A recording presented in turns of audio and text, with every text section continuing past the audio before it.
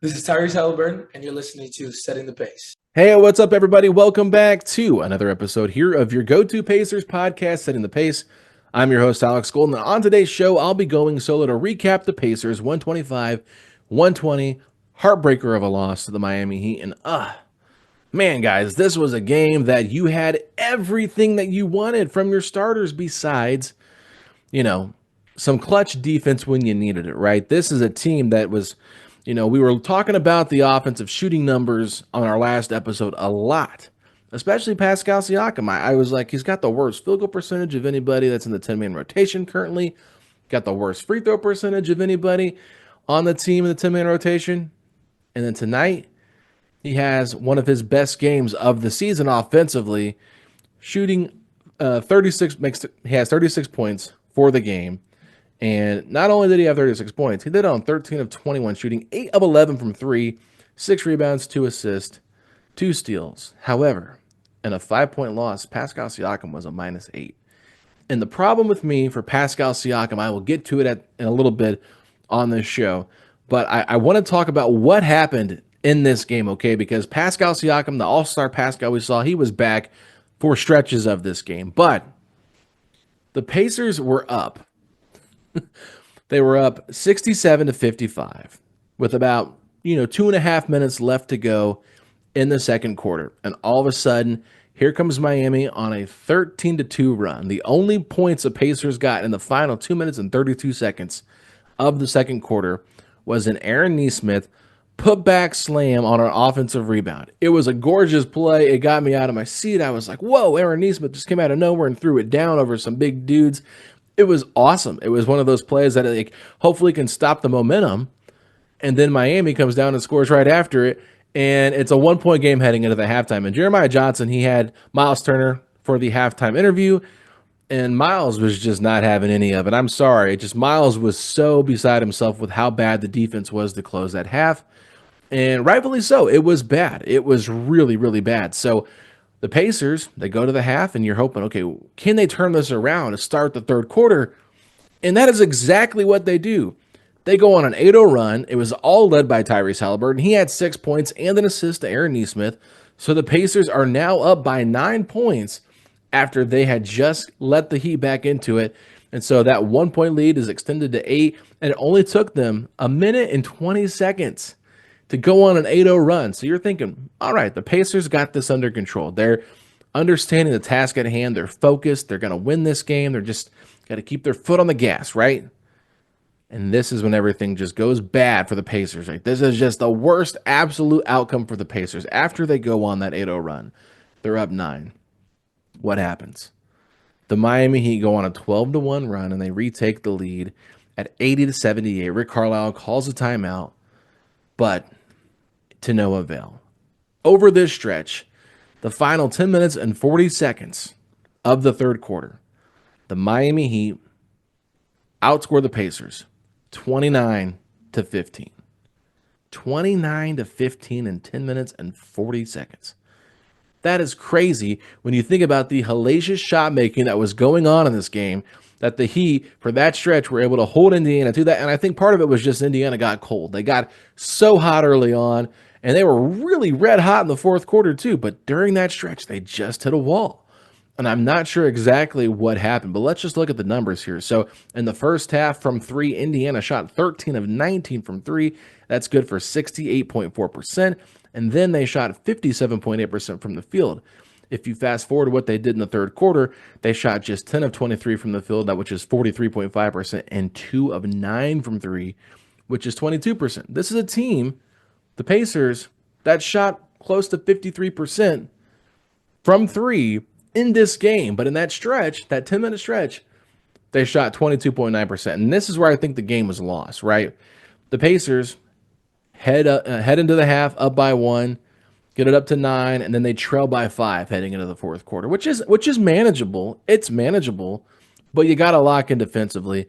You got to make stops, and you got to score at the same time, right? And that is where I think the Pacers did one thing right, but they couldn't do the other. They did really good offensively in the fourth quarter. How good did they do? Well, Pascal Siakam had 18 of his 36 points In the fourth quarter, he played all 12 minutes. He went 7 and 9 from the field, made all of his threes. He was incredible. You cannot stop Pascal Siakam in that stretch. He had one basket that he missed that would have tied the game at 120. The Pacers did get a defensive stop, and then Tyrese Haliburton came down and tied it up to make it a 120-120 game with just about, I would say, 50-some seconds left in the game. The Heat get the ball. The ball is in Tyler Hero's hands.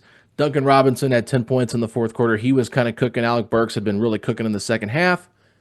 And what happens? The Pacers read the scouting report. Even though Davion Mitchell had been shooting the ball okay in this game, right? Like, he'd been shooting the ball well in this game. They're like, you know what? We're going to leave him open. We're going to make sure Tyler Hero doesn't beat us, because Tyler Hero's an all-star. And what happens? With 43 seconds left in the game, Davion Mitchell splashes a three to put the Heat up by 3. But look, there's still 43 seconds left in the game. The Pacers still have a chance here, right? They got a chance. They've been hitting a lot of shots. Obviously, it's time to go back to Pascal Siakam, right? The Pacers put the ball in the hands of Tyrese Haliburton, their go-to guy, their clutch guy that's been so good for him the last couple of years, and he's been so good in Miami. And Tyrese Haliburton had played a pretty good game in this one so far. It wasn't like he was playing a bad game. He was playing pretty solid. But what happens? They're looking for a three. They're looking for a three with 43 seconds left. Not the easiest shot. They're looking for a three because they want to tie the game. What if they score 2 and they get it within like 7 seconds, and now there's still 30-some seconds left to play? That's not what they were doing. Tyrese Haliburton was looking for a three-point shot, and in the midst of it, gets himself caught up in the air, makes a bad pass, and the Miami Heat steal the basketball with about 27 seconds left to play. The Pacers decide, we're not going to foul. There's a 3-second differential between the shot clock and the game clock, and instead of fouling, they're trapping, and they cannot get a steal. And finally, Pascal Siakam makes a foul with 6 seconds left in the game. At that point, if they make a free throw, there is not enough time left. Not enough time left. What were the Pacers thinking? I was scratching my head. I'm not very critical of the coaching staff, hardly ever on this podcast. But I had some questions tonight. Why? Why are you not fouling sooner? Did you not tell the players to foul sooner? They were without hardly any timeouts in the fourth quarter. They did win a challenge where Andrew Nembhard had a great strip on, I believe it was Davion Mitchell. I can't remember exactly who he hit the ball out of his hands, but they originally called a foul. Carlisle challenges it. They only had one timeout left. They win the challenge. I think it was the play before Haliburton hit the go-ahead jumper. So, they might have had a timeout here, but still, they just elected. And maybe they called the timeout after Mitchell. I'm sorry, I can't remember. But regardless, they don't foul until Siakam fouls with 6 seconds left. And I'm thinking to myself, why didn't the Pacers foul sooner? Maybe they were screaming at the guys that foul and they just didn't hear them get the message across. But you have to foul sooner when you're down by 3 and you have to play the free throw game. You cannot let that much time run off the clock. So, Chris Denari was a little confused, and I think he thought there was like 9 seconds left. And Quinn's like, no, there's only like 3. Like, what? If there's 9 seconds left, I get it. But with 3 seconds left on the differential, and that's the only time you have left, time you get a rebound, if they miss a shot, you might only have 2 seconds left to get a shot off and tie the game. Like, no, you have to foul. I just think that was a poor decision by the Pacers to not foul there with that much time left. And I didn't listen to any of the post-game stuff, so I have no idea if they were asked about this or what they said about it. But regardless, that's a tough one. Now, what I also think is really interesting, at least to me anyway, the Pacers got off on a weird start in the first quarter, okay? Let's talk about Pascal Siakam. I mentioned that I thought he had some really good stretches in this game, okay? Pascal Siakam came out unbelievable in the first quarter. He was 4-5 from the field for 11 points. He played 5 minutes and 47 seconds in the first quarter, okay? That's my gripe right there. He forces the Heat to call a timeout because they had no answer for him. And when the Pacers come back out of the timeout, Pascal Siakam is on the bench and Obi Toppin is into the game. Obi Toppin ended up playing more minutes than Pascal Siakam did in the first quarter. And I understand that they have substitution patterns, they have rotation patterns and stuff like that. It's been a while since we've seen Pascal Siakam really be on a heater offensively. So for him to get going and have 11 points and be kind of yanked in the midst of that, I thought to myself, what are we doing here? I was a little bit stunned. The Pacers were shooting well from three, and they still ended up winning the quarter by 6, 35-29. So it's not like, to me anyway, it wasn't like it was the end of the world. But I thought to myself, if a guy's going like that, why would you pull him? Well, let's fast forward to the second quarter. A very similar thing happens again. Myles Turner goes on a big run where he hits a beautiful step back three, and he's just playing great basketball offensively. And the Heat call timeout. And the next possession, the next time the Pacers come out, Myles Turner is nowhere to be found. Myles Turner is on the bench, and Thomas Bryant's in the game. And look, I know they were matching a lot of the Bam Adebayo minutes with Myles Turner, which they've done, really since Rick came to the Pacers, and they've tried to match those minutes. And we know Khalil Ware is starting for the Heat at the 5, and they're playing Adebayo at the 4 a little bit more, so the matchups are a little bit different, but still, I just don't understand when a guy is getting it going offensively, even if a team calls a timeout, why are we making that sub right there? I understand that you're trying to keep these guys rested. You don't want to put too much wear and tear on them, but I just find it odd that if the guy is cooking, why pull him out of the game? So to me, I just was not really sure about that one. So I'm sure it happened a little bit maybe in the second half, but not really, because in the fourth quarter, that's when Pascal was going. He played the whole 12 minutes. And I get it. You want to save Pascal for the final part of the game. And without Mathurin now, which we'll talk about that here in a little bit, the Pacers probably wanted to have a little bit more scoring in that second unit, which is why they probably subbed Siakam out early. And I get all that. But this guy's used to playing close to 40 minutes a night with Nick Nurse in Toronto. I know that he didn't love the amount of wear and tear on that he put on his body by doing that, but I just don't understand why you don't just keep him out there when he's cooking that early on. Like if you're going 4 or 5 from the field for 11 points, the last thing I want to do is pull you out of the game. I want to just keep feeding you to see what you can do. And so that is just kind of like a small gripe that I had, but I really just think that the offensive rebounding was tough, right? Points in the paint. The Pacers were just hitting so many threes, they kind of abandoned the paint a little bit. And they had opportunities, I think, to get to the paint more, but they were just making so many shots from outside. It's like 3's better than 2. What are we doing, So overall, when I keep my notes and I'm looking at stuff, I'm like, man, the Pacers are shooting well from 3. Like that was the whole thing that I was, highlighting here. And I thought TJ McConnell, he came back tonight. He looked kind of rusty in the first quarter, which is expected. We kind of saw that when Haliburton and Turner returned from the All-Star break. They looked kind of rusty in that first quarter, but they got things going in the second. TJ McConnell kind of redeemed himself in the second half and had some nice moments. But even in the fourth quarter, he was a -5 in like 2.5 minutes. So it was like, okay, we got to get him out of the game. We got to go back to tying the starters. And it was rough because it was only 2 minutes, and the Heat ended up winning the quarter. They ended up winning the quarter by, or they tied the quarter at 28-28. That's what the final thing was. But they got up to a 10. They were up like 102-92 before the Pacers went to their starters. So the Pacers kind of had to say, all right, Haliburton, all right, Nembhard, let's go out there and kind of dig us out of this hole a little bit. And I thought Andrew Nembhard played a very, very good game, probably his best game since coming back from the All-Star break. I know we've talked about his health and things like that, but he had 9 points and 11 assists. So you got to like that in 37 minutes. He played well. Tyrese Haliburton in 36 minutes, 8 of 15 from the field, 19 points, 10 assists, +3 for the game. Nembhard +1, Turner +1, Nesmith +4. Siakam was a -8. Okay? Some of that stretch was probably early on in the game, but you can just kind of tell, the thing with Siakam was he was great in the first quarter, didn't really hear much from him in the second and third, and then in the fourth, he went off. He went off. 36 points, and you lose a game where Siakam had 36, Turner had 22, and Haliburton had 19. It's tough. Tyler Hero ended up having 29 points on 25 shots. You live with that. What killed the Pacers in this game were 2 shooters, Duncan Robinson and Alec Burks. Alec Burks was unbelievable in the Knicks series against the Pacers. It was like he hit every shot that he took. In the first half, I didn't even realize Alec Burks was out there, okay? Very MIA, missing in action, did not see him. I'm like, what's going on? In the third quarter, Hawkes Jr. gets hurt. He's got an ankle injury. He limps off the court. Who comes in the game for him? Alec Burks. Who keeps hitting wide open threes against the Pacers? Alec Burks. And there is a reason why in this game, Alec Burks was a plus 12 in a game that the Heat only won by 5. To me, he was pretty much the difference maker there in that third quarter.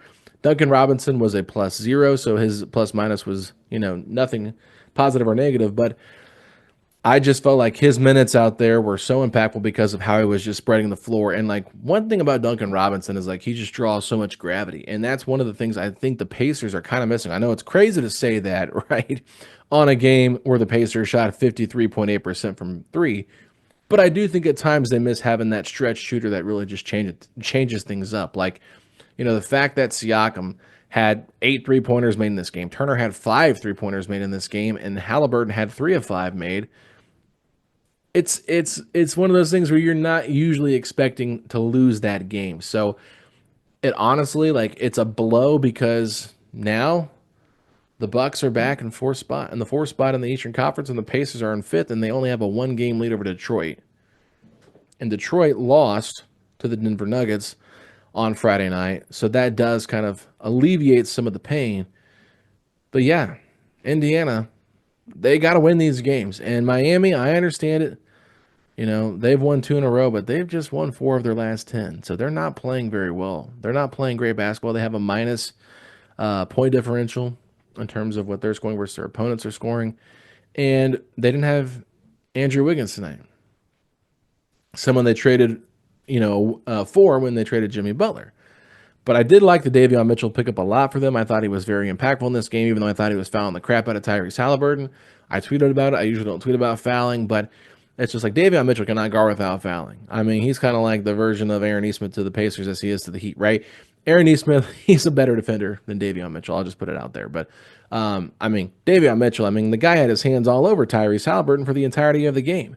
And I guess I should bring this up in the fourth quarter. There was a very critical moment when I believe it was Khalil Ware goaltended a shot and the referees missed it. And Rick Carlisle was beside himself. He was incredibly upset. He's letting the officials have it after they call a timeout. And he was right. It was an obvious goaltend that was missed. And this is a game where the Pacers lost by 5, but really it was a tie game with 43 seconds left. That 2-point shot that was not called, that would have given the Pacers a 2-point lead at that point. So it definitely makes a drastic difference when you have a close game like this and you miss a goaltend. The Pacers are constantly on the wrong end of goaltending calls. Let's go back to the 17-18 playoff series against the freaking Cavaliers. Can they get a break? Good grief. Get it figured out, officials.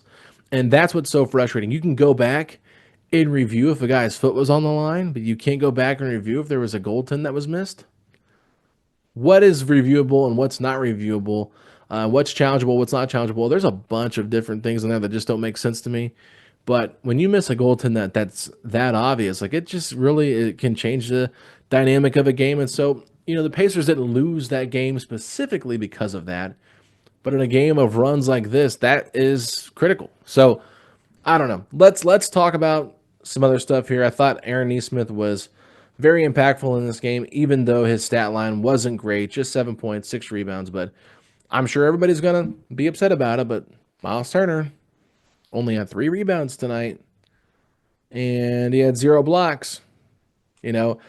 Tough night for Turner in terms of the matchup that he was kind of guarding, right? But, still, you got to see him be a little bit more aggressive on the glass. Pascal Siakam had 6, Nesmith had 6. Brian had 5. That was your kind of leading rebounder. So not a lot of rebounds, but that's because there was a lot of made shots in this game as well. So not very many misses from the Heat. And let's be honest, the Heat got 12 offensive rebounds to the Pacers 9, which does make a difference. But the points in the paint is where I think the drastic difference was. 54 for Miami to 42 for Indiana. Pacers got to do a better job of getting into the paint. Now, look, let's talk about the assist numbers here. Indiana had 35 assists and they lost the game. They only had 10 turnovers. It's a really good ratio. Miami, though, had 34 assists. So you let Miami get really comfortable with what they were doing, and they were just, at times had the Pacers in scramble mode and things like that. So, you wanted to win this one for Haliburton on his birthday. He's been very good in Miami. And I would say that this was more of a game where you kind of think like, oh, yeah, Pascal Siakam was the story of this one. and rightfully so. But I mean, Haliburton still had a pretty good game, 19 points, 10 assists, 8 of 15 shooting. Wasn't the most efficient, but he had 4 steals in this game as well. Like Haliburton was kind of like leading the defense at times, and I know he joked about that at one of the last press conferences when they played on Wednesday against the Raptors. He said, "Yeah," he said, "Drew doesn't like it when Jenny says that Tyrese, keep leading the defense." And it's great to see that he's that passionate about it. But yeah, this is just a game that the Pacers, you play it a couple different ways on a few different possessions, and they win this game. It's right there for them to win. I mean, you got to give Miami a ton of credit. They made shots when they needed to make shots. I thought Bam Adebayo was very solid tonight. 18 points, 7 rebounds, 7 assists, kind of doing the Bam Adebayo stuff. Tyler Hero, I was not impressed with him at all in this game, but I will say I felt like the bench won this game for Miami. So let's talk about the Pacers bench, because right now they're in a little bit of trouble in my personal opinion. Okay, Benedict Mathurin, a crucial part of this team, was ruled out earlier in the day on Friday for a wrist injury. Well, when it came to the post-conference pregame stuff that they do, I shouldn't say post, a press conference, pregame press conference, Rick Carlisle expanded upon the Mathurin stuff and said he's also got some knee stuff going on. He's had this wrist injury. There's something else. He's going to be held out for a few games. Now, we'll see how many games it is. Does he play against Chicago? No, I think he's already rolled out for that one. Will he play on Tuesday against Houston? Based on what they said, it doesn't seem like it. So maybe after the Houston game, they'll reevaluate and see where he's at. But if there's that much wear and tear on Mathurin, and the shoulder thing is something he hurt last year. I'm not sure if it's the same shoulder that they're referring to, but he did say there was some shoulder stuff he was going through, a knee thing, a wrist. So it's like just some nicks and bruises, some dings here and there. It just changed the dynamic of this team completely, and it makes everybody on the bench have to be a little bit better, specifically TJ McConnell, who was fine tonight in his return, 7 points, 5 assists. Looked a little rusty in the first quarter, but figured things out the rest of the way. I mean, Thomas Bryant was active out there, right? 8 points, 5 rebounds. You love to see the aggressiveness from him, but he was a -6. Ben Shepherd, somebody that we've talked a lot about, he only played 15 minutes in this game, and his average of the first 4 games was closer to 21. He was a -14 in the game for the plus minus. He was really struggling out there and caught in a few of the bad lineups that were out there playing together. And so without Ben Mathurin, though, the Pacers are in a heap of trouble because there's just nobody else on this team that can kind of do what he does. And who do the Pacers go to in his absence? They went to a guy that we've been screaming for to get minutes, and that's Jarris Walker. Well, Jarris Walker played 7 minutes, but based on his stat line, nothing else shows on the scoreboard. No stats outside of the minutes played for Jarris Walker in this game, and you could kind of feel it. It just, when the 7 minutes that he played, he was a -1 in those 7 minutes. It wasn't like he played bad or anything like that. It just, you didn't really feel like he was out there, and that's not necessarily a good thing because he wasn't really making an impact. And if he was making an impact, he would have probably got more minutes. So, yeah, that is just kind of where everything was at in this game tonight. It just came down to shot making, who could make the best shot or the last shot, really, to kind of help lift their team to a victory, and it was Miami. They were on their home court. They figured things out, and the Pacers, they're still pointing in the right direction of like what you want to see from them, right? Like when you talk about Siakam, Haliburton, Turner leading this team at scoring and the way that they were doing it on such efficient numbers, like you feel really good about that. You do. You feel good about that, especially when you're looking at the assist numbers. 35 assists. I know I said it once, but like 10 from Haliburton, 11 from Nembhard. They had 21 of your 35 assists. They were really good. Like this was really good Pacers basketball. It was the bench that probably let you down the most. But still, I just think I come back to it. It was that third quarter stretch. It was really that stretch right there in the close of the second quarter. Because if you go up and, if you go to the half and you have like a 10-point lead, it just feels different than only being up 1. And you gave them a lot of momentum. And it looked like you sucked it right out of them when you came out and went on an 8-0 run to start the third. But then you just couldn't keep your foot on the gas and make enough shots to really keep Miami away, and Miami just kept coming back and coming back and coming back, and you got to give them a lot of credit. So this is a game that I think will sting for a little bit, but you got to move on. You got Chicago on Sunday. You got Houston on Tuesday. So you're back home for a few games before you go back on the road. And that Chicago team, you never know what to expect with Chicago, right? Chicago is one of those teams where I'm just like, what do I make of them? They're 24-36. They just ended up. I think they just beat the Raptors in overtime tonight, and they've made some trades, obviously. So there's no Zach LaVine, but Kobe White had 24 points. Josh Giddey had 19. Lonzo started, he had 14. Buzelis is starting, he had 10. Zach Collins played 40 minutes tonight. He had 15 points. So, Kevin Huerter had 15 off the bench. Dosunmu had 11. I mean, this is just an interesting Bulls team that can't ever figure out what they want to do with themselves. So, you can't ever overlook them, right? This is a team that is gonna, not give a ton of fits to Indiana, but they're not going to be an easy win. I mean, you just can't ever look at these teams and take them for granted. So, Pacers have to win that one, have to get back on their winning ways, and then, like I said, in March, they'll be playing the Rockets after that. Then they go on a little bit of a road trip here where they got the Hawks twice and the Bulls again. So this is a 5-game stretch here where I think the Pacers need to at least go 4-1 to kind of feel comfortable with where they're at, especially when you look at the standings in the Eastern Conference and like where Denver's at, or excuse me, where Milwaukee's at. I'm thinking Denver because they just played Milwaukee and Detroit, and then where Detroit's at. So other than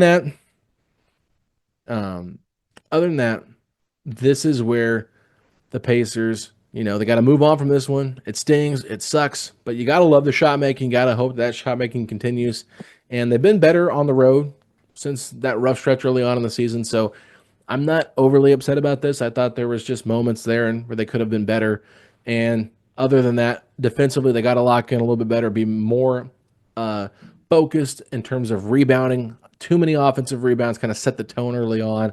Kind of let Miami stick around, because if they don't, and the way the Pacers were shooting, this lead could got up really big in the first quarter instead of waiting till that second quarter when it expanded to 12 or 13 points. So other than that, you got to shake the Heat's hand, say congratulations. You got the better of the Pacers tonight there at the end of the game. But, good to see Pascal back. Good to see Tyrese once again playing well. Turner shooting the ball incredibly well, continuing to do what he's been doing since the All-Star break.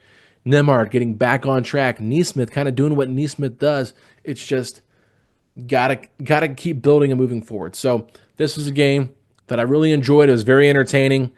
I always enjoy the Miami Heat games. It always feels like that rivalry is still there from the Paul George, LeBron era. You just and the T.J. Warren, Jimmy Butler stuff. You just love seeing these two teams compete against one another.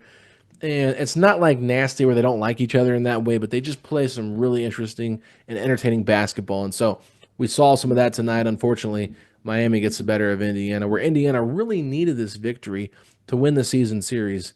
I believe the Pacers and the Heat have split, if I'm not mistaken. Maybe they play one more time, but we know that the Heat beat the Pacers in the NBA Cup, and the Pacers recently beat the Heat before Jimmy Butler was traded. So there could have been another game that was played that I'm forgetting. I think, the Pacers actually split 2-2 because after the NBA Cup, the Pacers won the next game. Myles Turner was great in that one. So 2-2 with the Heat, and you don't want to fall into playing territory, but you potentially could. So you just got to keep an arm's distance in terms of win-loss record. But with that being said, obviously missed having Facci here to recap this game. Facci is going to be back Sunday with a guest to recap the Bulls game. I'm going to be out once again, but we'll be back together to maybe record Monday night. If not Monday, Tuesday for sure. We'll be back Tuesday to record that post-game episode. So hope you guys enjoy that. But with that being said, thank you all so much for tuning in to another episode here of your go-to Pacers podcast, Setting the Pace. Find us on Twitter and all social media at PacersPodSTP. I'm at Alex Golden NBA, Facci at _FACCI. And until next time, we'll talk to you then. Let's go Pacers.